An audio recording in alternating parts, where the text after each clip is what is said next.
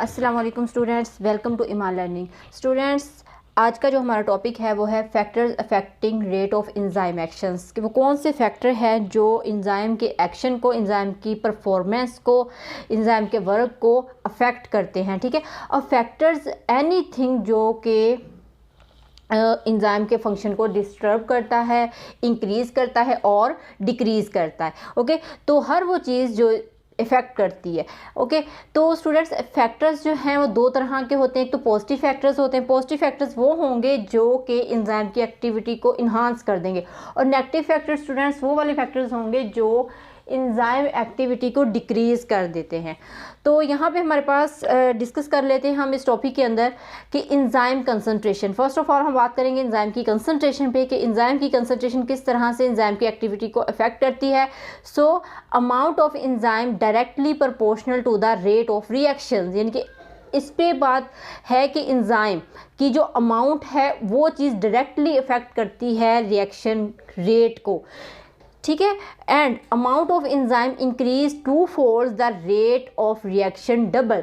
तो जब हम इंक्रीज कर देते हैं अमाउंट इंजाइम की, तो अब एब्सोल्युटली ये इंजाइम का जो रेट है स्टूडेंट्स वो डबल हो जाता है, यानी कि वो ज़्यादा फास्टली वर्क करते हैं। Because number of active site increase and the inhibitors will fall short. Okay, तो इस लाइन का क्या मतलब हुआ कि नंबर ऑफ एक्टिव साइट, वो एक्टिव साइट आपको पता है वो जगह होती है जहाँ पे सबस्ट्रेट ने आके बाइंड करना होता है। तो जितनी ज़्यादा इंजाइम की कंसंट्रेशन होगी उतनी ही पॉसिबिलिटी है एक्टिव साइट की कि वो सबस्ट्रेट को मिलेगी और सबस्ट्रेट बाउंड होगा उसके साथ, देन वो प्रोडक्ट में चेंज हो जाएगा। और एक और बात यहाँ पे है कि inhibitor will fall short. Inhibitor will fall short का क्या मतलब है स्टूडेंट्स, कि कुछ जब इंजाइम वर्क करते हैं तो वहाँ पे कुछ इनहिबिटर्स आ जाते हैं जो इंजाइम को रोकते हैं अपनी बेटर परफॉर्मेंस से।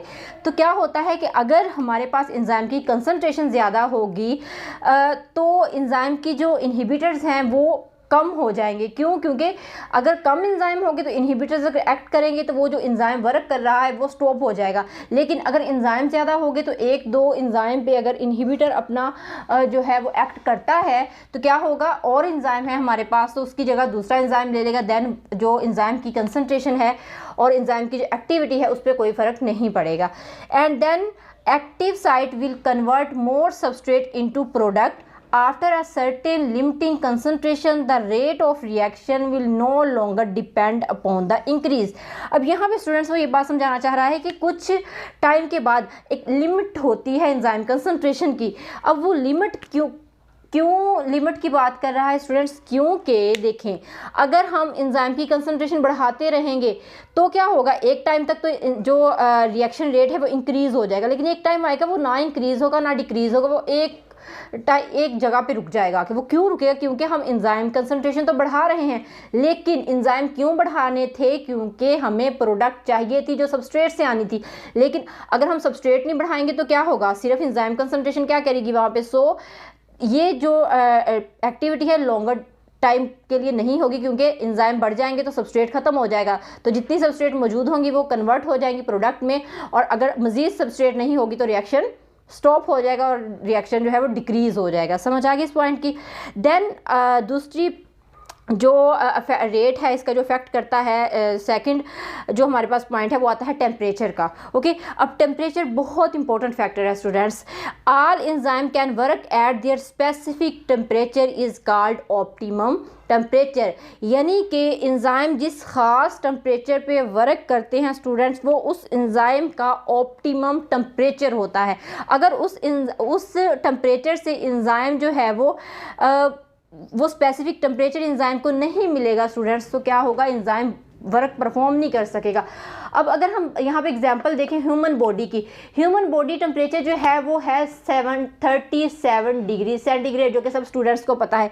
अब जो 37 डिग्री सेंटीग्रेड है इसके अंडर अगर टेम्परेचर रहेगा तो हमारी बॉडी के अंदर इंजाइम वर्क करेगा। अगर टेम्परेचर अप हो जाएगा तो इंजाइम वर्क नहीं करेगा, बल्कि इंजाइम अपना वर्क स्टॉप कर देगा और डीनेचर हो जाएगा इंजाइम। ओके, अब हम स्टूडेंट्स देखते हैं कि टेम्परेचर किस तरह से अफेक्ट करता है इंजाइम की एक्टिविटी पे। सो टेम्परेचर से प्रोड्यूस क्या होती है स्टूडेंट्स, हीट प्रोड्यूस होती है।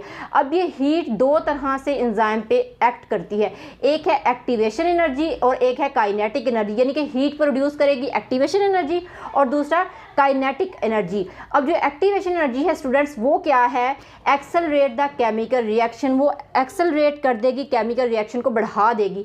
Also increase the vibration of atoms which make up the enzyme molecule, यानी कि क्या करेगी वो जो एटम वाइब्रेशन है एटम्स की आपस में बढ़ा देगी, और जब बहुत ज़्यादा एंजाइम की जो एटम्स है उसकी वाइब्रेशन बढ़ जाएगी तो एंजाइम के जो बॉन्ड है अमाइनो एसिड के वो ब्रेक हो जाएंगे, क्योंकि आपको पता है एंजाइम किससे बनता है, एंजाइम बनता है स्टूडेंट प्रोटीन से, और प्रोटीन बनता है अमाइनो एसिड से। तो ज़्यादा वाइब्रेशन होने से ज़्यादा एक्टिवेशन एनर्जी प्रोड्यूस होगी और जो वो बॉन्ड है वो ब्रेक हो जाएंगे, तो एंजाइम क्या हो जाएगा, उसका ग्लोब्यूलर स्ट्रक्चर जो है वो डी नेचर हो जाएगा, यानी कि एंजाइम डी नेचरेशन का शिकार हो जाएगा, उसकी सारी का सारा जो स्ट्रक्चर्स है वो क्या हो जाएगा, खराब हो जाएगा और एंजाइम वर्क नहीं करेगा। यहाँ पे एंजाइम बिल्कुल डिस्ट्रॉय हो जाएगा, डैमेज हो जाएगा। ओके, तो एक्टिवेशन एनर्जी अगर ज़्यादा देंगे तो एंजाइम अपना वर्क नहीं करेगा बल्कि डी नेचर होकर ख़त्म हो जाएगा।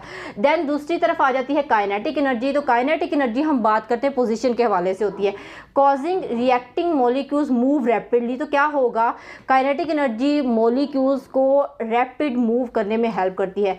Chances of their collision with each other are increase. तो इससे भी क्या होगा, अगर बहुत ज़्यादा काइनेटिक एनर्जी हो जाएगी तो उनके कोलिजन के जो चांसेस है आपस में टकराएंगे वो चांसेस जो मॉलिक्यूल्स के हैं वो बढ़ जाएंगे, जिससे भी अफेक्ट होगा एंजाइम की एक्टिविटी पे। ठीक है, अब यहाँ पे स्टूडेंट्स हम ग्राफिकली यहाँ पे देख लेते हैं कि किस तरह से एक्ट करता है टेम्परेचर जो होता है।